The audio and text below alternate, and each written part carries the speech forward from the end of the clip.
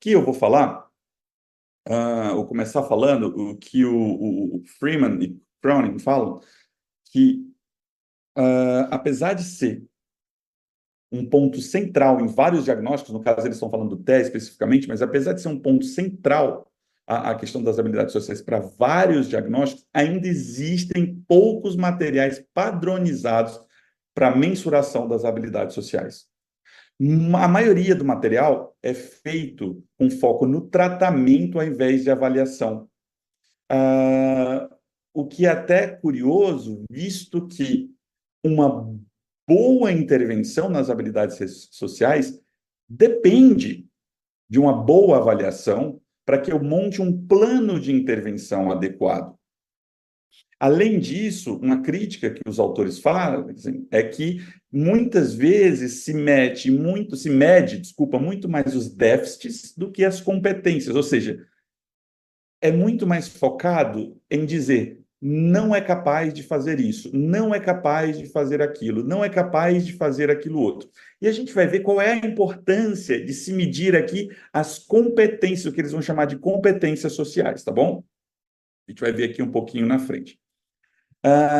Esses autores dividem as avaliações, que eles estão falando de avaliações de habilidades sociais, né? Mas eles dividem basicamente em dois grandes grupos: as avaliações normativas e as avaliações ambientais. A gente vai apresentar cada uma delas, mas as avaliações normativas, gente, seriam basicamente, a gente poderia dizer, avaliações padronizadas, com scores padronizados, que vão avaliar ali, por exemplo, qual é o nível de habilidade social que uma pessoa tem. Assim como existe, por exemplo, um teste que mede o quociente de inteligência, existem testes que vão medir a qualidade da habilidade social, em que nível de habilidade social a pessoa está. Então, testes padronizados, normatizados, digamos assim. Desses, a gente poderia subdividir, talvez, as normativas em três tipos. E aqui eu posso dar o exemplo de cada uma delas. Uma delas seriam as avaliações de triagem. Aqui é geralmente voltado para crianças pequenininhas, que o foco é na identificação dos comportamentos sociais que possam vir a identificar ou a indicar problemas de competência social.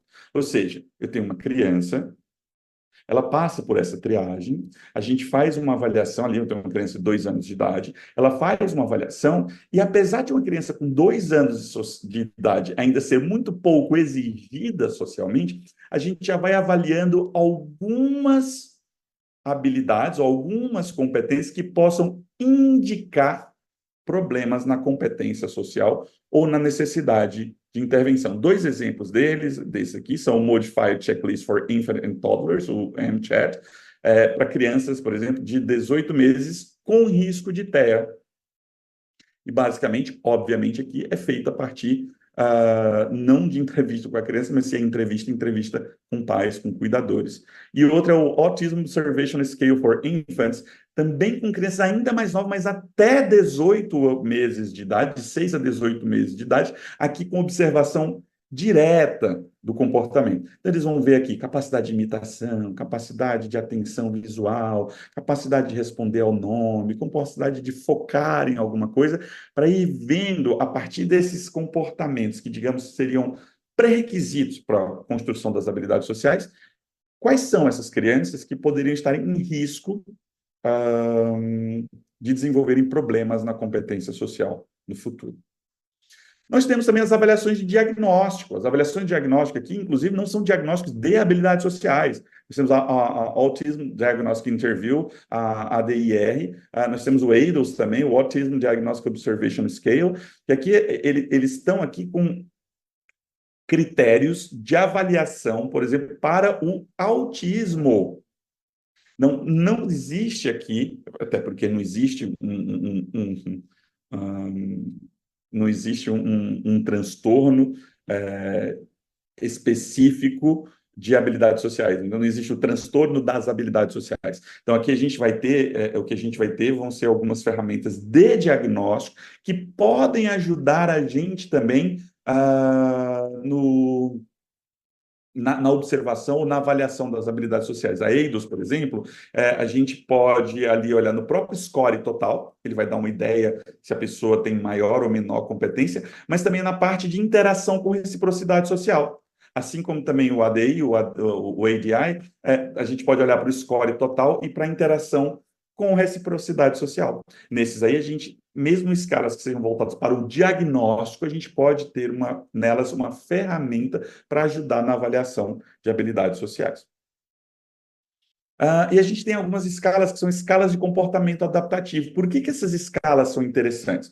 Porque os autores foram buscando correlação entre o desenvolvimento de certas características, ou de certos traços, e a predição que esses traços podem dar para o desempenho social. Então, por exemplo, testes cognitivos ou testes de QI mostraram uma predição relativamente baixa para o desenvolvimento de habilidades sociais.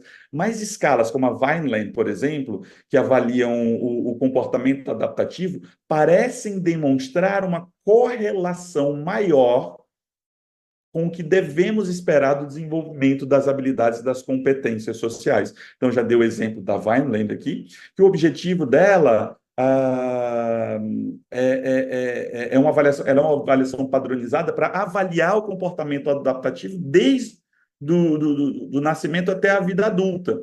Aqui é um formulário que será aplicado a pais e professores e tal, parará, mas que, não, apesar de não avaliar diretamente as habilidades sociais, apresenta uma correlação com o desenvolvimento dessas habilidades sociais, tá bom? Bom, algumas questões aqui que são importantes e que eu acho que vocês já começaram a observar enquanto eu ia falando. Nem sempre essas ferramentas são focadas em habilidades sociais, é a primeira coisa. Elas contêm questões relacionadas, ou scores relacionados, ou áreas relacionadas a habilidades sociais.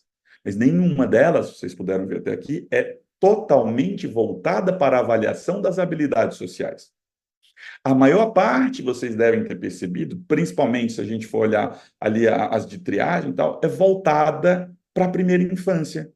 Então, elas são bastante voltadas para avaliar. Primeiro, elas não são voltadas para avaliar habilidades sociais, mas quando avaliam, muitas vezes avaliam na primeira infância.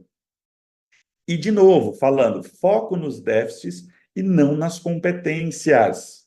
O que gerará uma questão para a gente importante sobre, tá, já entendi, esse cara tem dificuldade com as habilidades sociais, mas o que eu devo ensinar para ele?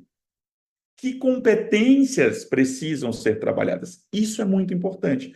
Não é só dizer, tipo, é óbvio que eu também preciso ver o que ele não faz, mas o que ele já faz. Porque quando a gente vai ver, quando a gente está no início de uma avaliação pensando na intervenção, a gente deveria estar se preocupando que competências ele já tem e que competências eu preciso trabalhar, eu preciso ensinar. Então, apesar de nós termos nas avaliações normativas uma ajuda que vão dizer, olha, essa criança pode vir a desenvolver problema de competência, de habilidades sociais, olha, essa criança está sendo diagnosticada com TEA, com TDAH e apresenta questões, déficit de habilidades sociais. Olha só, o comportamento adaptativo dessa criança sugere que ela possa ter problemas de habilidades sociais. Nenhum deles será específico o suficiente para que, a partir disso, a gente consiga retirar objetivos de intervenção. A pergunta para quem quer intervir em habilidades sociais deveria ser, inicialmente, o que eu devo ensinar? O que eu devo trabalhar? E essas ferramentas ajudam, de uma forma limitada, a responder essa pergunta. Por isso, um outro tipo de ferramenta são as avaliações ambientais, também chamadas de avaliações comportamentais.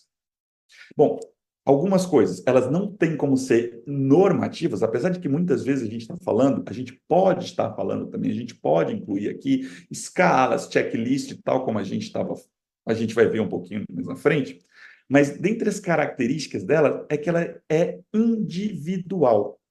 Eu vou fazer uma avaliação comportamental das habilidades sociais que é individual para aquela pessoa específica. Então, é uma pessoa que ela chega para mim e vamos dizer que no momento inicial de triagem, até a partir dos próprios testes que eu já recebi, mas das entrevistas iniciais que eu tive com o pai, que eu tive com professores, de observações que eu posso ter feito na escola e por aí vai, eu começo a perceber que é uma criança que não tem muita dificuldade de iniciar a interação, mas que tem muita dificuldade em flexibilizar regras, em deixar que outras pessoas comandem, em perder, em ceder o controle, em perder. Eu vou fazer a minha avaliação voltada para aquelas principais áreas que eu começo a observar nessa criança.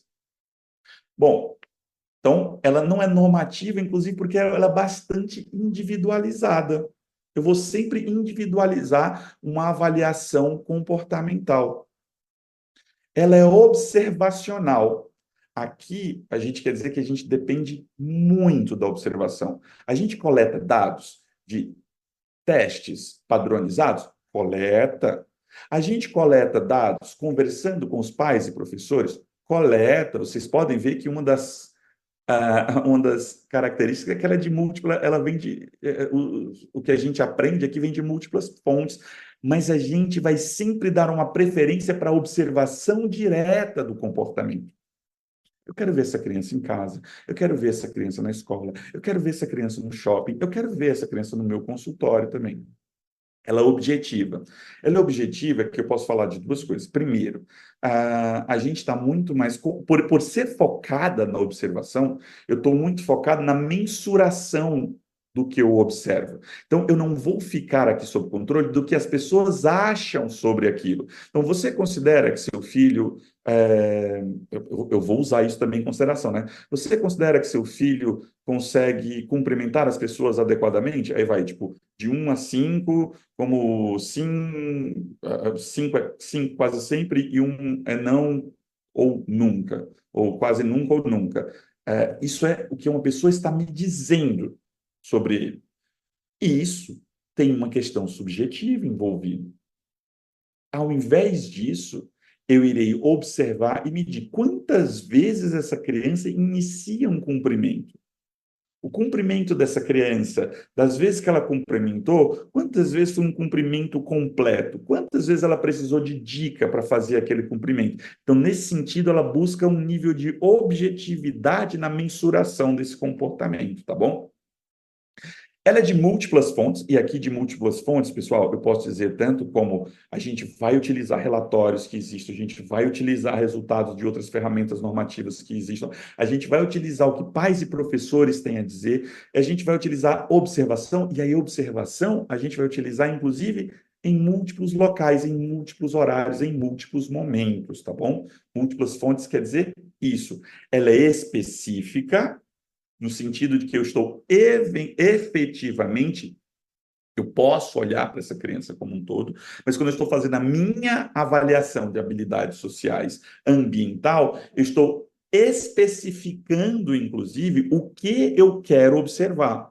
Quais são os comportamentos que eu vou observar? Que habilidades, que competências eu vou observar e vou medir? Então, nesse sentido, ela é específica, voltada para aquelas habilidades, para aqueles comportamentos que eu pretendo efetivamente avaliar. E avalia déficits, mas também avalia as competências. Aqui a gente vai avaliando o que ele não sabe fazer, mas vai avaliando também o que ele sabe fazer. Isso vai ajudar muito a gente quando a gente precisar responder aquela pergunta. O que eu preciso trabalhar? O que eu preciso ensinar?